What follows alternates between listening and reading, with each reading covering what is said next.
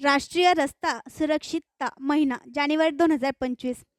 आज दिनांक 11 जानेवारी 2025 रोजी राज्य परिवहन तेल्हारा आगारात राष्ट्रीय रस्ता सुरक्षितता कार्यक्रमाअंतर्गत उद्घाटन कार्यक्रम घेण्यात आला. यावेळी कार्यक्रमाचे अध्यक्षस्थानी आगार व्यवस्थापक श्री मिथुन शर्मा साहेब, प्रमुख पाहुणे म्हणून आगारचे पालक अधिकारी श्री श्रीकांत जगताप, सहाय्यक यंत्र अभियंता राज्य परिवहन अकोला हे मान्यवर उपस्थित होते.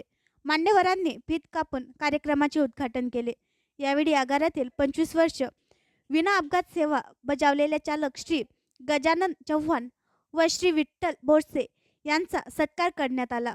तसेच अध्यक्ष व प्रमुख पाहुण्यांनी उपस्थित सर्व राज्य परिवहन कर्मचाऱ्यांना रस्ता सुरक्षिततेचे महत्त्व समजावून सांगून विषयावर मार्गदर्शन केले.